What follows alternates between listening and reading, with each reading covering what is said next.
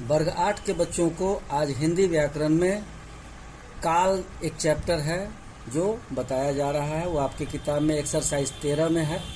ये एक्सरसाइज 13 में है। इसको आप काल के रूप में देख रहे हैं। ये काल क्या है? तो सबसे पहले काल शब्द को जान लीजिए, क्योंकि हिंदी में शब्द की बड़ी महत्ता है। और यह काल शब्द जो है वह अनेकार्थी शब्द है। काल एक अनेकार्थी शब्द में इसका होता है यमदूत, जिससे हम मृत्यु का देवता कहते हैं, और दूसरा होता है समय। यह समय की जानकारी हमें इस चैप्टर में पता चलता है कि काल को हम समय के रूप से कैसे पहचानेंगे। तो आज खंड 1 में हम आपको बताने जा रहे हैं काल की पहचान या गणना क्रिया के शब्द से होती है। क्रिया के शब्द से, क्रिया कहने का मतलब कि क्रिया के शब्द जो रूपांतरित होते हैं, बदलते रहते हैं, वो विकारी शब्द होते हैं। और यही हमें बताता है कि क्रिया के समापन या होने का समय क्या है या क्या था। अब इसको हम बताते हैं कि काल क्या है। तो जिससे हमें, जिस कार्य से हमें किसी काम के समय के होने का पता चले, उसे हम काल कहते हैं। अब यह काल में तो 3 तरह के समय होते हैं। एक होता है बीता हुआ समय। ये बीता हुआ समय क्या है? तो इसको हम भूतकाल की श्रेणी में लाते हैं।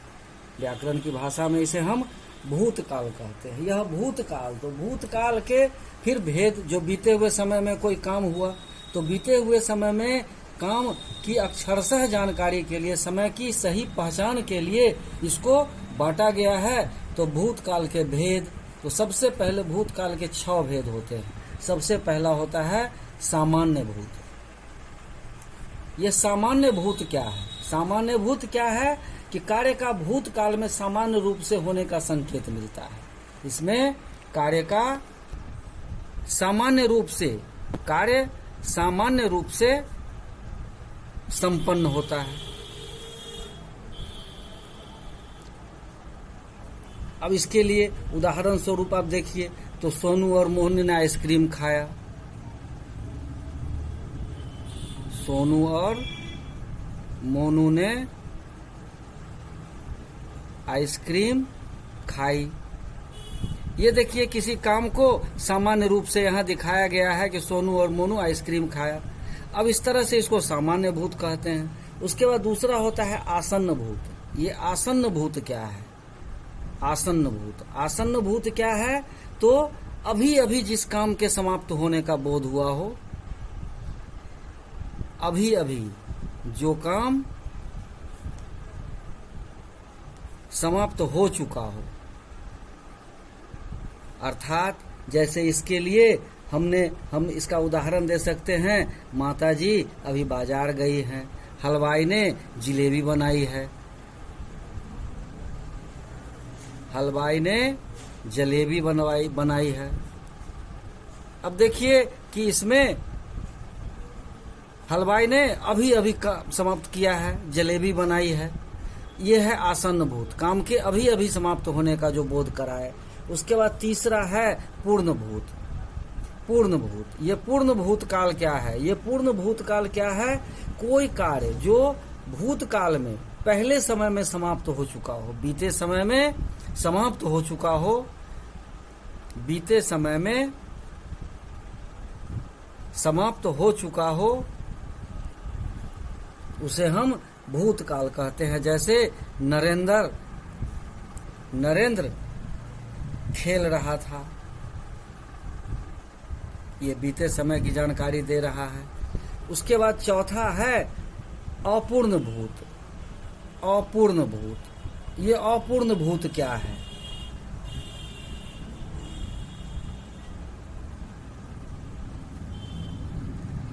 भूत क्या है कि वर्तमान समय की बात तो छोड़े, भूतकाल में ही यह काम पूरा नहीं हुआ हो, जो लगातार की स्थिति बनाए रखता हो। स्वरूप लेते हैं, तो जैसे मोहन गीत गा रहा था। अब इसकी जानकारी तो हमें है नहीं। मोहन गीत गा रहा था, अब वो अभी तक जा रहा है या पूरी तरह से वह गा चुका था, ऐसा तो नहीं है। यहाँ तो सेंटेंस बता रहा है गीत गा रहा था, समाप्त हुआ नहीं था उसका गीत, इसलिए यह अपूर्ण भूत है।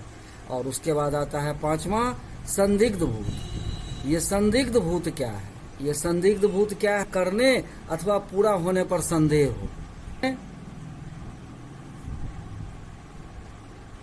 कार्य के पूरा हो चुकने में संदेह हो। जैसे सुशीला खाना बना चुकी होगी, सुशीला खाना बना चुकी होगी। अब देखिए इसमें भी संदेह है, बना चुकी होगी। अब बना लिया है या नहीं इस बात की जानकारी तो है नहीं हमें। बना चुकी होगी इसमें थोड़ा संशय है, संदेह है, इसलिए इसे संदिग्ध भूत कहते हैं। और लास्ट है छठा, हेतु मदभूत। इसका मतलब होता है कि कार्य भूतकाल में समाप्त हो सकता था किंतु किसी अन्य कारण से। हेतु कार्य भूतकाल में समाप्त किंतु किसी कारणवश हो सकने में, किसी कारणवश वह कार्य न हो सका हो। जैसे इसके लिए हम लिखेंगे कि यदि वर्षा होती तो फसल अच्छी होती, यदि वर्षा होती तो फसल अच्छी होती। इसी तरह से दूसरा लिख सकते हैं, कपिल